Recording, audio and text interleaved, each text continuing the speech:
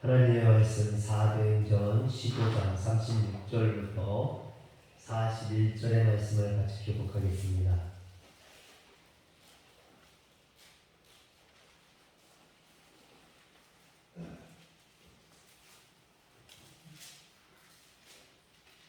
사도행전 15장 36절에서 41절까지 말씀입니다.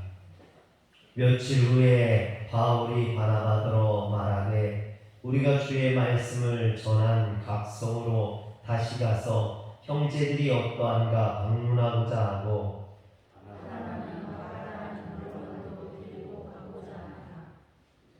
바울은 밤빌리아에서 자기들을 떠나 함께 일하러 가지 아니한 자를 데리고 가는 것이 옳지 않다 하여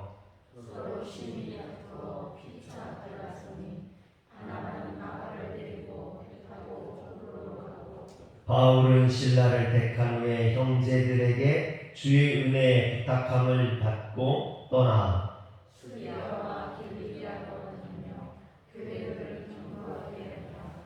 아멘. 할렐루야. 한국 기독교 선교 100주년 기념교회를 담임했던 이재철 목사님의 간증을 들어보면요, 그가 한국외국어대학교 프랑스어과를 졸업한 뒤에 1974년에 홍성통상 주식회사를 설립하여서 주목받는 경영인으로 두각을 나타냅니다. 이때는 사회 각계각층의 어떤 친구들이 많아서 그들과 밤을 새워가면서 술을 마시고 대화를 나눴다고 합니다. 그런데 그때 그렇게 밤을 새워가면서 막 대화했던 그 말들 중에 하나도 기억 남는 거, 마음에 담겨진 말이 없고 다 지나고 보니까 쓸모없는 그런 말들이었다라는 거죠. 더군다나 그의 사업이 어려워지고 위기가 찾아오자 그 많던 술 친구들이 다 떠나고 자신의 주변에 아무도 없더라는 것입니다.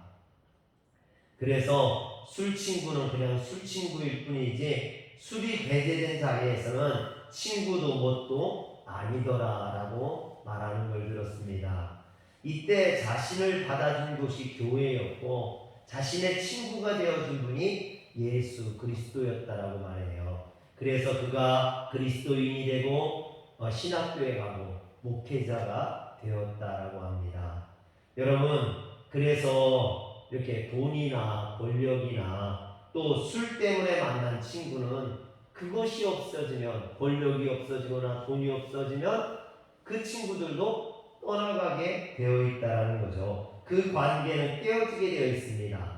그래서 어떤 분은 이런 이야기를 합니다. 어릴 적 친구만이 평생 친구다. 세상 사회에서 자라서 커서 만난 친구는 다 이해타산으로 만난 친구들이지 그게 참 친구가 아니라는 거죠. 어렸을 때 구할 친구가 진짜 친구지, 그런 이야기들을 합니다. 여러분, 어릴 적 권력이나 돈이나 술이 개입되기 이전에 이루어진 만남이 세상의 이해득실에 따라 좌우되지 않고 지속될 수 있다라고 봅니다. 그런데 여러분, 과연 그럴까요? 어린 시절에 만난 친구이지만 여러분, 그런 친구들이 내가 위급한 상황에 있을 때 정말 나를 도와주고 나를 위해 애써주고 나를 위해 죽어줄 수 있습니까? 혹시 그런 친구들 계신가요? 나와 어렸을 때부터 자란 친구 중에 나를 위해서 그런 친구, 여러분, 만약에 여러분들을 대신해서 죽어줄 친구가 있다면 여러분들의 인생은 성공한 인생일지도 모르겠습니다. 그러나 그런 친구들 만나기가 쉽지 않다라는 거죠. 인간 세상에서 추후의 사심도 없이 이해관계를 완전히 배제한 만남은 어쩌면 불가능하다는 겁니다. 왜? 인간은 죄성을 지닌 죄인이기 때문이라는 거죠. 그래서 함석헌 선생님은요, 그 사람을 가졌는가라는 시에서 우리가 그런 친구를 가졌는지를 묻고 있습니다. 한번 그 시를 한번 볼까요? 제가 읽어드릴게요. 함석헌, 그 사람을 가졌는가? 말리길 나서는 길, 처자를 내 맡기며 맘 놓고 갈 만한 사람, 그 사람을 그대는 가졌는가? 온 세상 다 나를 버려 마음이 외로울 때에도 저만이야 하고 믿어주는 그런 사람을 그대는 가졌는가? 탔던 배 꺼지는 시간, 구명대 서로 사양하며 너만은 제발 살아다오 할 그 사람을 그대는 가졌는가? 다 죽어도 너희 세상 빛을 위해 저만은 살려두거라 일러줄 그 사람을 그대는 가졌는가? 잊지 못할 이 세상을 놓고 떠나려 할 때 저 하나 있으니 하며 빙긋이 웃고 눈을 감을 온 세상의 찬성보다도 아니하고 가만히 머리 흔들 그 한 얼굴 생각에 알뜰한 유혹을 물리치게 되는 그 사람을 그대는 가졌는가? 여러분, 이런 친구를 가지셨습니까? 이런 친구가 있다면 얼마나 좋겠습니까? 나를 대신해서 죽어줄 수도 있고, 나를 위해 줄 수도 있고, 내 가족들을 책임져 줄 수도 있고, 나를 위해서 대변해 줄 수 있는 이런 친구가 있다면, 그런데 그런 사람들을 찾기가 쉽지 않다라는 것이죠. 그래서 함석헌 선생님이 말하는 그 사람, 나를 위해 이렇게 죽어주고 희생해주고 헌신할 수 있는 그 사람은 사실은 사람이 아니라 예수 그리스도다라고 말합니다. 나를 위해 십자가를 지시고 나를 위해 죽으신 그분만이 이 세상의 이해관계를 떠나서 진정으로 나를 위해 주고 나를 사랑해 주고 나의 안위를 걱정해 줄 수 있는 사람인 줄 믿으시길 바랍니다. 2차 전도 여행을 앞두고 마가를 대동하는 문제를 가지고 바울과 바나바가 다투고 결별하게 됩니다. 그러나 이들의 결별은 세상의 정치인들처럼 자신의 이득을 위해서 상대방을 일방적으로 비방하는 그런 이별이 아니었습니다. 바울과 바나바는 하나님의 더 큰 뜻이 이루어질 수 있도록 서로 파록시스모스, 즉 격려하며 헤어졌던 것이죠. 바울과 헤어진 바나바는 자신의 주장대로 마가를 데리고 전도여행을 떠납니다. 그래서 자신의 고향이자 제1차 전도여행의 출발지였던 구브로섬으로 가게 되죠. 그런데 오늘 말씀 40절과 41절에 보니까 바울은 신라를 택한 후에 형제들에게 주의 은혜의 부탁함을 받고 떠나 수리아와 길르기아로 다니며 교회들을 견고하게 하니라 그랬습니다. 여기 보면 바울은 신라를 택해서 떠났다라는 거죠. 이때 바울과 동행한 신라는 스스로 바울과 동행한 게 아니에요. 내가 당신과 떠나겠습니다. 날 데려가 주세요. 이렇게 했던 게 아니라 신라를 바울이 선택했다라고 분명히 말하고 있습니다. 40절에 보면 바울이 신라를 선택했다고 이야기하죠. 즉 바울은 신라에게 자신과 함께 2차 전도여행을 가질 것을 제안했던 것입니다. 그런데 바울과 신라가 자신의 동행자로 선택한 마가와 신라를 보면 여러분 마가와 신라가 한 가지 공통점이 있는 것을 발견하게 됩니다. 어떤 공통점이 있느냐? 두 사람 모두 다 예루살렘 사람이라는 겁니다. 마가의 집은 예루살렘에 있었습니다.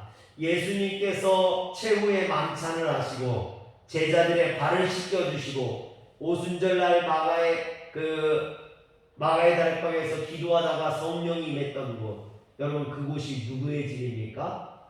마가의 집이죠.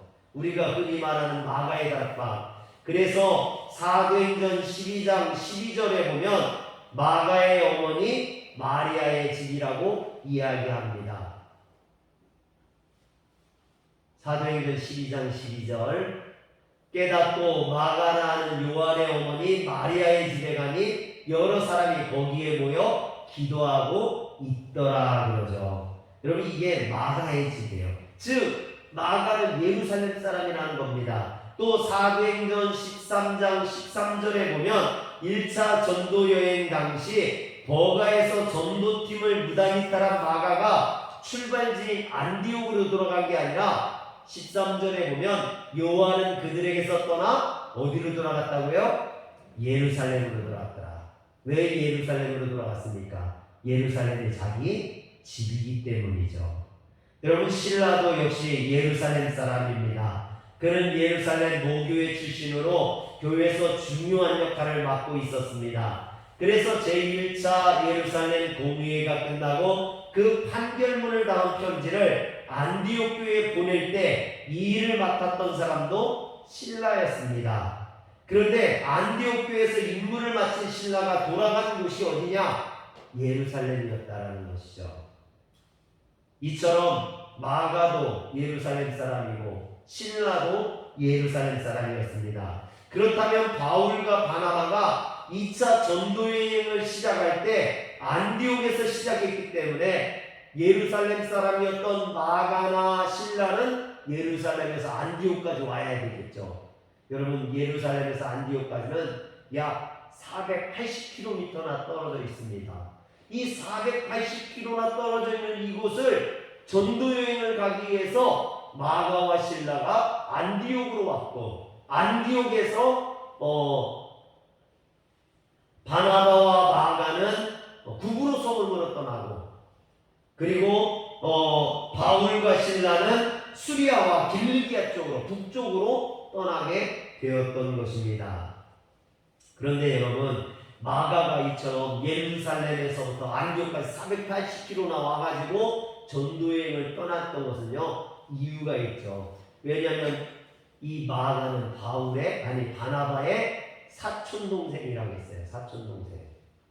여러분, 혈족 중심의 유대 전통상 마가가 사촌형이 부탁하는 것을 거절할 수 없다라는 거죠. 더군다나 1차 전도여행 때 자신의 소임을 다하지 않으려고 도망가는 바람에 바나바가 어려움을 당하기도 했었습니다. 이런 빚이 있었기 때문에 마가는 자기가 가고 싶지 않던 이 바나바의 부름에 응답할 수밖에 없었다라는 거죠. 그러나 신라는 달라요. 여러분, 마가는 바나바의 사촌동생이었기 때문에 사촌형의 말에 따라서 또 빚이 있었기 때문에 그 빚 때문에 따라갈 수밖에 없었지만, 신라는 바울과 아무런 관계도 없어요. 친척도 아니고 고향 선배도 아니고 아무것도 아닙니다. 그렇다고 바울이 권력이 있거나 돈이 많아서 신라가 삶에 어떤 이득을 얻기 위해서 바울을 따라간 것도 아니에요. 바울이 신라한테 너 나 따라온 내가 한 달에 월급 얼마씩 쳐서 줄 테니까 나랑 같이 가자, 그래서 따라온 게 아니라는 것이죠. 여러분, 바울의 2차 전도여행은 세상의 부귀영화를 얻기 위해서 가는 길이 아니었어요.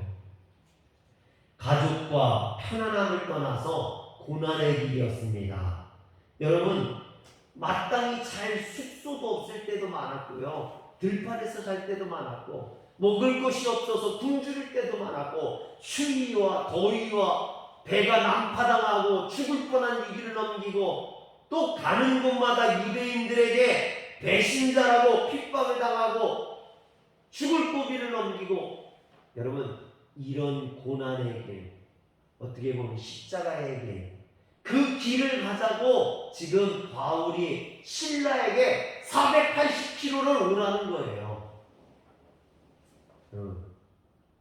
우리 성도님들, 누가 부산에서 나하고 같이 고생하러 가자고 부산을 내려오라 하면 여러분, 부산까지 내려가기가 쉽겠습니까? 제 친구들이 충청도에 있어요. 예산, 홍성, 서산 이런 데 있습니다. 대전에도 있고. 근데 저더러요, 보고 싶다고 자꾸 내려오래요. 근데 제가 잘 안 가요. 왜? 운전하면 1시간 거리거든요. 근데 운전하고 1시간 갔다 친구 만나고 1시간 또 오면요, 그날 피곤해. 그 다음날 새벽이 힘들어요. 그래서 제가 되도록이면 안 가요. 그랬더니 저더러 뭐라 해요. 아니 젊은 것이 벌써부터 그런다고. 나는 1시간 운전하기가 힘들어. 그랬더니요, 막 놀려요. 여러분, 그런데 차가 있는 것도 아니고 뭐 걸어서 말을 타고 배를 타고 480km를 오라는 거예요.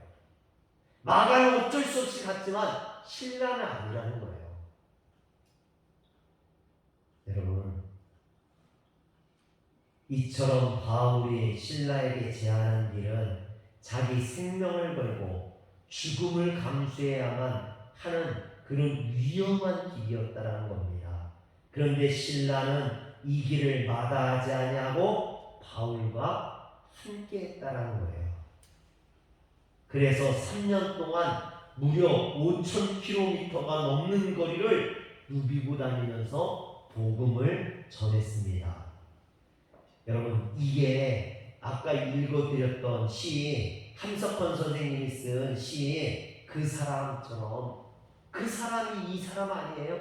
신라가 그런 사람 아니에요? 바울과 함께 5,000km가 넘는 그 거리를 동행해 준 사람, 아무 돈도 받지 않고 아무 이득도 없이 죽을 고비를 넘어가면서 굶어가면서 추위에 더위에 고생하면서 함께 해준 사람,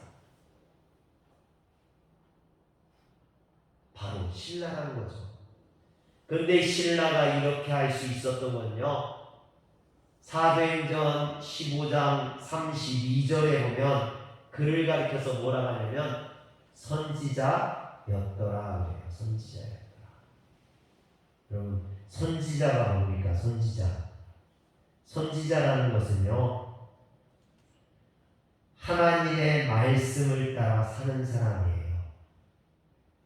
이처럼 선지자는 하나님의 말씀을 따라 다니는 사람, 그게 선지자입니다.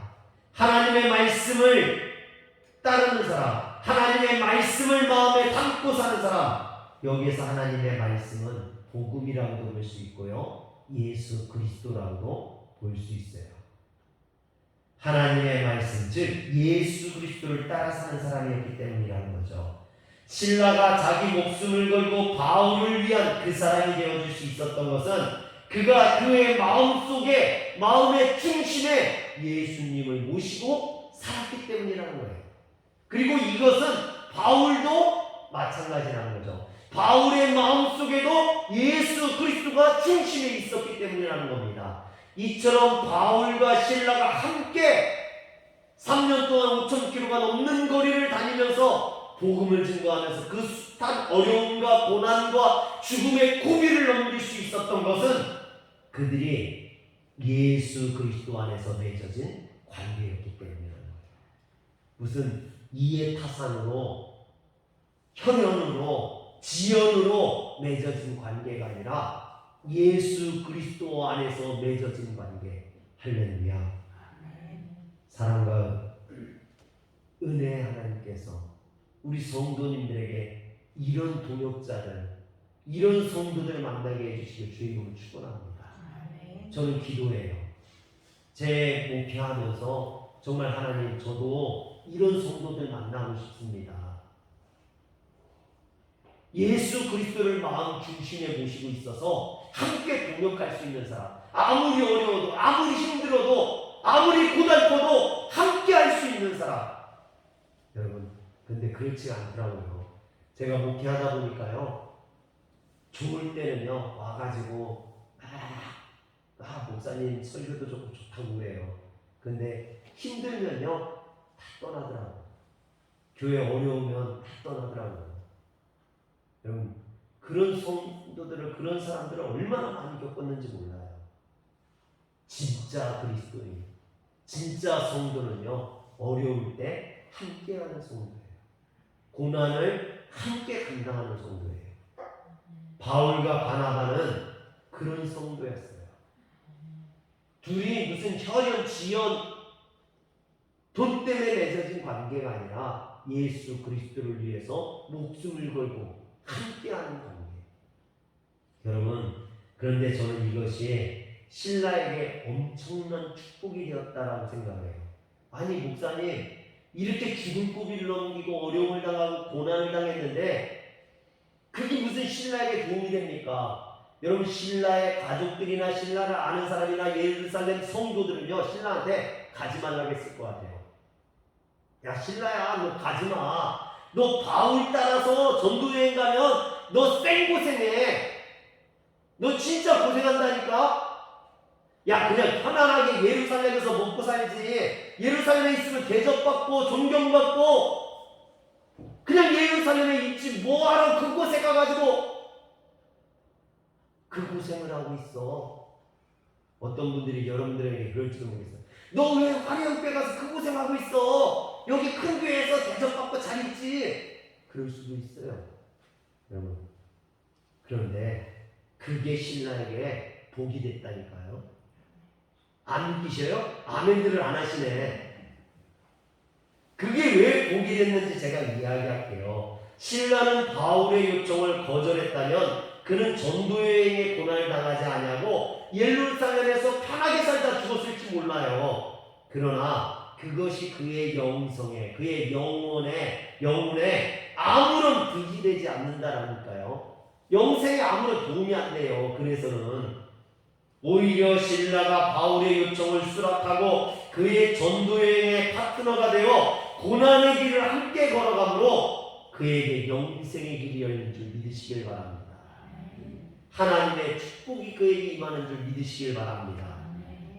여러분, 그 증거가 뭐냐면요, 데살로니가 전서 1장 1절 한번 보여주세요. 여기를 보세요. 바울과 실로아노와 디모데는 하나님 아버지와 주 예수 그리스도 안에 있는 데살로니가의 교회에 편지하노니 은혜와 평강이 너희에게 있을지어다.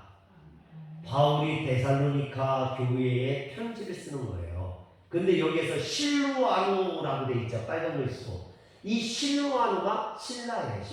신라를 로마식으로 부를 때 실로아노 이렇게 부르는 거예요.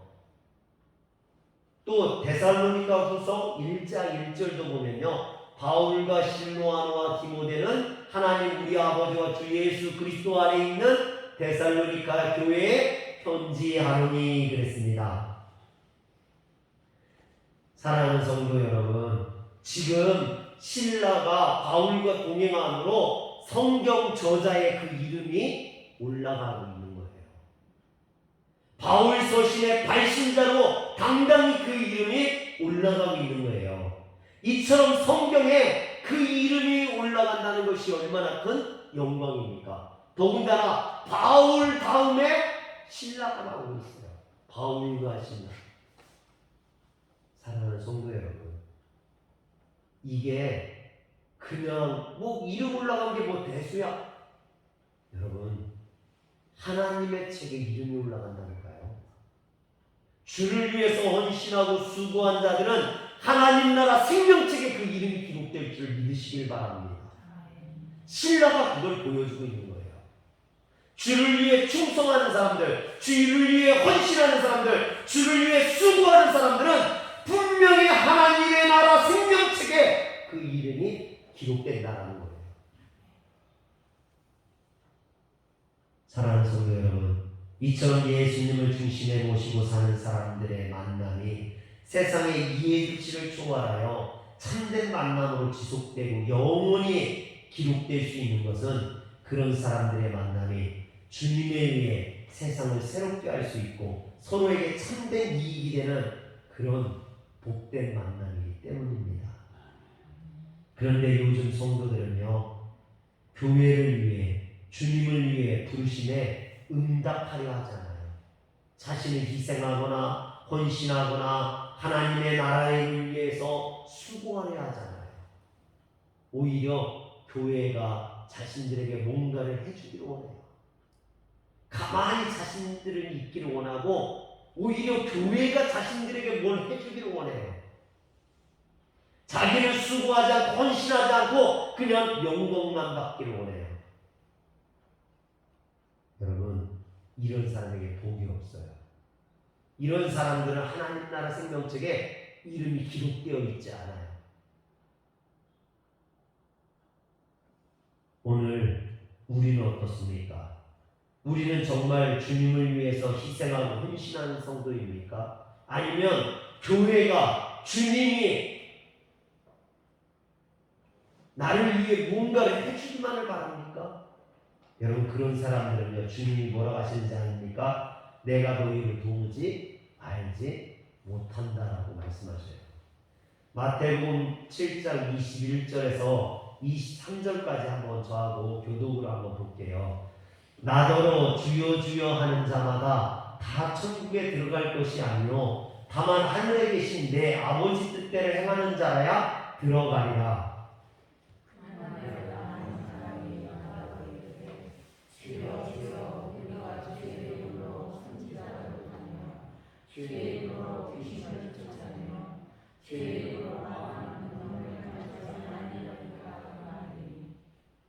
그때 내가 그들에게 밝히 말하되 내가 너희를 도무지 알지 못하니 불법을 행하는 자들아 내게서 떠나가라 하리라.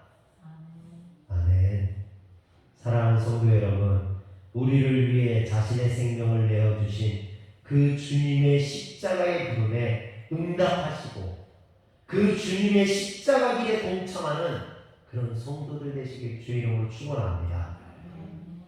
그 길이 고난의 길 같지만, 그 길이 위험한 길 같지만 사실은 그 길이 생명의 길이고 그 길이 축복의 길이며 그 길이 영생의 길임을 잊지 마시길 주의 이름으로 축원합니다. 기도하겠습니다. 전능하신 하나님, 오늘 바울과 실라가 가는 그 길은 고난의 길이요 위험한 길이요 험한 길이었지만 그 길이 분명 생명의 길이요 영생의 길이요 축복의 길임을 우리는 믿습니다. 오늘 우리가 신앙생활하면서 하나님, 바울과 실라처럼 주님을 위해서, 교회를 위해서, 성도들을 위해서 헌신하고 수고하는 자들 되게 하여 주시옵소서. 우리 주 예수님의 이름으로 기도합니다. 아멘.